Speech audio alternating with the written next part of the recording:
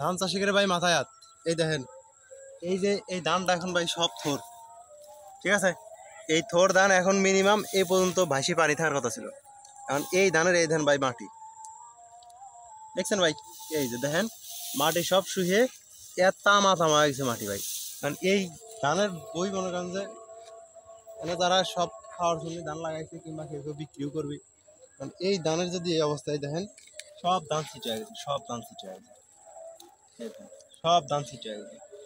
এই ধান মনে করেন যে যদি না হয় তাহলে সে একেবারে মাথায় বাড়ি কৃষকের। যে খরাটা পড়তেছে সব ব্লক ব্লক বন্ধ, পানি উঠতেছে না কোনো। এইবার কৃষক এই ধানে যে দরাটা খাবি, এই দরা খেলে তো অনেক ক্ষতি হবে কৃষকের। এই দেখেন অবস্থা, ধানের এই অবস্থা দেখেন, পুরা মাঠ ধরি এই অবস্থা, পুরা মাঠ ধরি। এবার ধান লাগায় ভাই লস।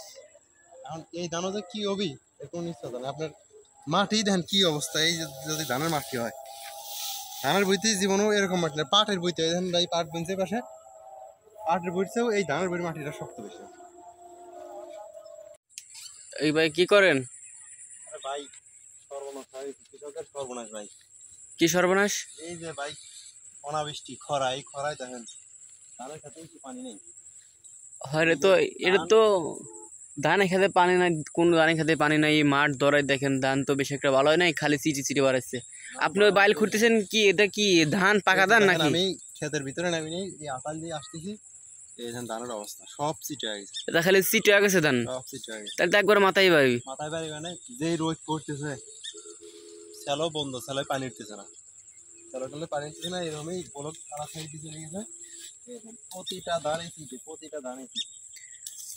তো এবার তো মানুষের তো বিশাল একটা মাথায় বাড়ি। এবার মানুষের মাথায় বাড়ি, এখন আল্লাহ যদি বৃষ্টি না দেয় এই ধান আর সম্ভব না। এই যে এই দেখেন এই সব ধান হচ্ছে থোর।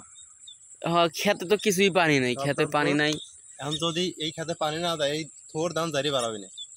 আর ধান যদি না বাড়ায় তাহলে মনে করেন কৃষকের মাথায় বেরিয়ে। এই যে এই বুড়িটা যে চাষ করছে সারা বছর খাওয়ার জন্য ধানটা লাগাইছে, অবশ্যই। এখন যদি এই ধান যদি না হয় তাহলে তার মরা ছাড়ার কোনো উপায় নেই। এই যে মাঠ ভরা ধান, ধান এই যে মাঠ ভরা। আর এনকে শ্যালো কি, এই শ্যালো কি এইটা না? শ্যালো হচ্ছে বন্ধ, এখন কিছু করার নাই। শ্যালো পানি ভাই কিছু কাজ আছে না, শ্যালো হচ্ছে ওই অধীর করির শ্যালোর কিছু কাজ আসছে না, কারণ পানি উঠতেছে না, শ্যালো মাটি শুকায় দলা দলা হয়ে গেছে, ঢেল হয়ে গেছে। সেই জন্য কি ভাই ধানের চিটি হয়েছে নাকি? এই জন্য ধানে চিট হয়েছে, পানি না থাকলে ধান কেমন হবে? এই যে দেখেন যে সাদা সাদা দেখা যাচ্ছে তো সব চিটি না, মানে আপনার এই জায়গা বই আছে কত হান্ড্রেড? আমার দেখা বই আছে ভাই 3 বিঘে।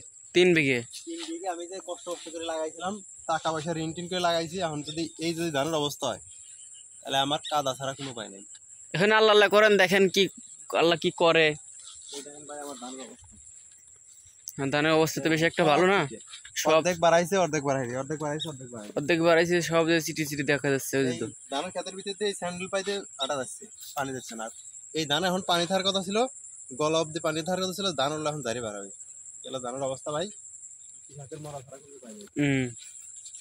আচ্ছা ভাই তাহলে দেখেন